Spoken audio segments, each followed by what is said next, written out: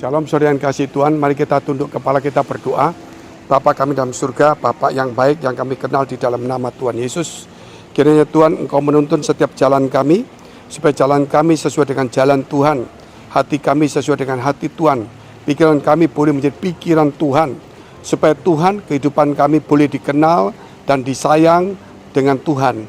Kau Tuhan bisa menuntun kami, supaya kami tidak di dalam kumpulan orang-orang pencemooh, kumpulan orang fasik, orang berdosa, tetapi kami menjadi kumpulan orang-orang benar yang dipilih oleh Tuhan menjadi berkat di tengah-tengah zaman yang akhir, zaman yang bengkok hatinya, zaman yang betul-betul sudah lupa akan kebenaran dan kehilangan kasih-Nya.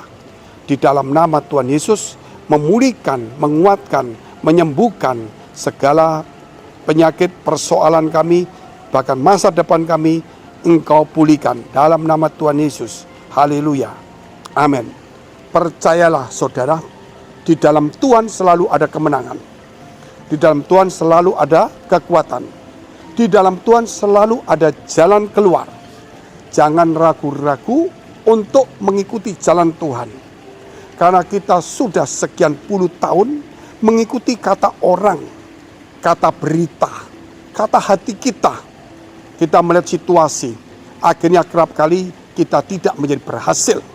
Mungkin berhasil sejenak, tetapi kedukaan, kegagalan sering menimpa kita dan melilit kita. Sehingga kita mulai usaha maju, tapi hutang lebih banyak, kesusahan lebih banyak, kesulitan lebih banyak. Sehingga kita akhirnya datang di gereja hanya untuk supaya kita dapatkan berkat dari Tuhan, supaya kita menutup hutang kita. Begitu diberkati, hutang tambah lagi. Karena kita datang di gereja hanya mengejar berkat, lupa untuk menjadi orang-orang benar yang meninggalkan jalannya yang salah, sifatnya yang salah, ya kebiasaan sehari-hari yang salah, seperti mabuk, judi, malas, tidak mau berencana, gegabah, suka mengikuti kata orang, lupa untuk berencana dengan Tuhan, lupa mengandalkan Tuhan.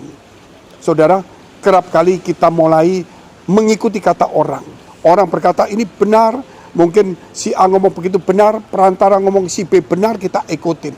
Ada orang berkata ini bagus, kita ikutin. Kita lupa bahwa jalan hidup seseorang dituntun oleh Tuhan. Manusia berencana, tetapi Tuhan menentukan. Berkat Tuhan jadikan kaya, susah payah tidak menambahnya.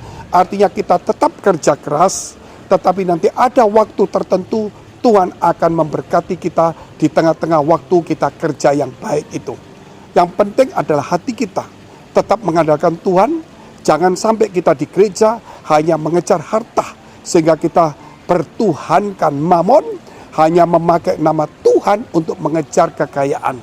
Sebagaimana akhir zaman dikatakan, keadaan dunia semakin sukar, orang mencintai dirinya sendiri dan menjadi hamba uang. Dan ini sudah terlihat di mana-mana. Di gereja semua orang bicara cuma karir, uang. Tidak ada bicara tentang Tuhan. Dan bergaul dengan Tuhan menjadi orang benar tidak laku bagi mereka-mereka yang hidupnya mengejar seperti itu. Padahal firman Tuhan itu mengubah orang supaya hatinya bukan ke dunia, tetapi menjadi hatinya Tuhan yang cinta firman Allah. Disitulah Tuhan akan memberkati. Firman Tuhan berkata bahwa orang berdosa ditugasi untuk mengumpulkan harta. Tetapi kemudian harta itu diberikan kepada orang-orang yang dicintai Tuhan. Mari kita lihat firman Tuhan, yaitu di dalam kitab Mazmur pasal 1 ayat yang ke-6. Sebab Tuhan mengenal jalan orang benar, tetapi jalan orang fasik menuju kebinasaan. Tuhan mengenal jalan orang benar. Bayangkan saudara, orang benar itu jalannya saja Tuhan kenal. Jadi bukan orang benarnya, jalannya saja Tuhan sudah mengenalnya. Berarti saudara kita tahu, berarti orang benar itu punya jalan, dan jalan itu adalah jalan yang disediakan Tuhan. Sehingga Tuhan mengenal jalan orang benar itu, karena Tuhan yang memberikan jalan itu. Sebab Tuhan berkata, akulah jalan kebenaran dan hidup. Ketika seseorang percaya kepada Tuhan, dia menemukan jalan menuju ke surga, jalan menuju damai sejahtera, jalan menuju kebahagiaan, jalan menuju saudara sukacita oleh Roh Kudus, jalan menuju kebenaran, jalan menuju saudara hal-hal yang indah, luar biasa. Supaya kita menjadi berkat, menjadi terang, garam dunia. Saudara, jalan itu disediakan Tuhan. Tetapi orang memilih jalannya sendiri karena dia bukan orang benar.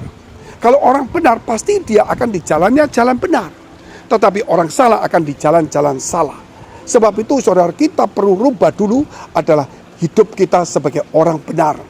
Orang benar itu punya hati yang benar, pikiran benar, perkataan, perbuatan, saudara, yang benar, yang bisa dipegang kata-katanya. Janjinya bisa dipegang. Saya melihat banyak orang di saudara percaya pelayan Tuhan, mungkin aktivis gereja, kata-katanya tidak bisa dipercaya. Suka mangkir, saudara, kenapa? Karena dia mungkin rugi, mungkin punya motivasi, mencari egois dan sebagainya. Nah, ini yang tidak pernah menjadi baik. Oleh karena itu saudara, mari kita belajar jalan kita lurus. Karena hati kita lurus, pasti jalan yang lurus. Saya bacakan sekali. Sebab Tuhan mengenal jalan orang benar, tetapi jalan orang fasik menuju kebinasaan. Jalan orang fasik itu menuju kebinasaan karena dia percaya Tuhan tetapi sebagai agama. Dia percaya Tuhan bukan sebagai jalan kebenaran dan hidup. Dia percaya Tuhan tidak percaya kalau Tuhan memberikan jalan. Dia percaya kepada Tuhan tapi dia menemukan jalan sendiri. Dia percaya kepada Tuhan tapi dia memilih jalan sendiri. Tapi ketika orang benar, ketika percaya Tuhan, dia memberikan hidupnya supaya dituntun oleh Roh Kudus. Bukankah Roh Kudus akan memimpin kita? Dan firman dikatakan, firman itu pelita dan terang bagi kaki kita dan jalan kita. Saudara, itulah tuntunan. Sehingga saudara berkata, bagaimana aku bisa dipimpin, aku tahu firman. Nah, kalau tahu firman, biar firman itu yang memimpin kita. Contohnya, cari kerajaan surga dan kebenarannya, maka semua ditambahkan kepadamu. Berarti kita ikutin itu. Renungkan Taurat siang dan malam, saudara, maka usahamu berhasil, mari kita ikuti. Hormati orang tuamu, maka usahamu berhasil, kita ikuti. Jauhilah kejahatan, kita jauhi, saudara. Ya, buanglah segala dusta, kita buang. Ya, buanglah segala fitnah, permusuhan, perselisihan, kita buang, saudara. Janganlah menimbulkan perpecahan di gereja, kita buang semuanya itu. Jadikan persatuan, jagalah persatuan, peliharalah kesatuan. Kita lakukan itu. Kejarlah damai, kejarlah kasih, kita lakukan. Itu namanya kebenaran, saudara. Jadi kita mulai dipimpin Roh Kudus, dipimpin firman Allah. Ketika kita benci sama seseorang, kita marah, kita kecewa dalam usaha kita, Roh Kudus berkata, mengucap syukur. Mana bisa mengucap syukur dalam situasi sulit? Bersukacitalah, lagi sedih, tetapi Roh Kudus memimpin kita.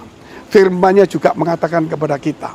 Dan akhirnya kita melawan perasaan kita yang salah, mengambil, saudara, perasaan Tuhan. Sehingga di dalam Filipi pasal 2 dikatakan, saudara, supaya kita menaruh pikiran dan perasaan yang terdapat juga dalam Kristus Yesus.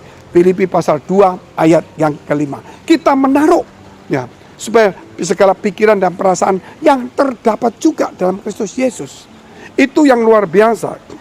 Makanya saudara, kalau kita tahu jalan hidup kita ini, saudara, kita ikuti firman Allah, kita lurus, kita jujur, hati kita tulus, saya yakin Tuhan akan menolong kita. Tuhan akan membantu kita.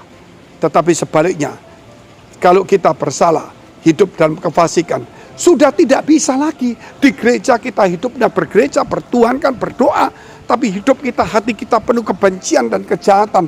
Tidak bisa. Mana bisa dikatakan satu sumber mengeluarkan dua mata air yang berbeda, kata Tuhan. Kalau ini rumah Tuhan, yang keluar adalah apa yang bersifat Tuhan. Sebab itu mari saudara, punyalah hati-hati Tuhan yang sabar, mengampuni, menguasai diri, ramah, jujur.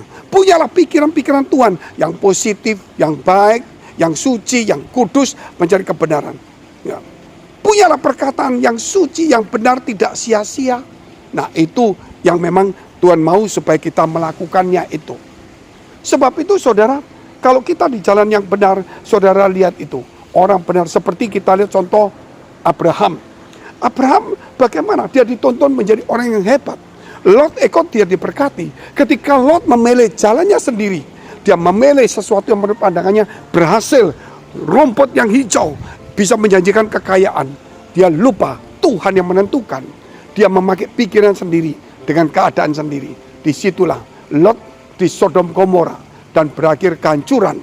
Istrinya menjadi tiang garam dan hartanya habis. dan kemudian keturunannya tidak lagi menjadi orang yang percaya Tuhan. Mungkin sedikit, tetapi Abraham, dia mengandalkan Tuhan. Sehingga dia berkata kepada Lot, pilihlah yang mana. Saudara, beranikah kita melakukan seperti itu? Kalau engkau punya iman dan percaya Tuhan memberikan jalan kepada kita, pasti saudara berani seperti itu. Mari kita tunduk kepala, kita berdoa. Terima kasih memberkati kami. Bagi saudara engkau yang punya pergumulan masalah, persoalan, tantangan dalam pekerjaan rumah tangga maupun dalam karir studi perjodohan, dekapkan kedua tanganmu di dadamu.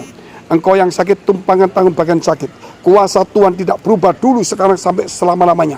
Dalam nama Yesus menjadi sembuh dan pulih. Dalam nama Tuhan Yesus kau diberkati, diberikan hikmat, kekuatan, jalan keluar. Dalam nama Tuhan Yesus, haleluya, amin.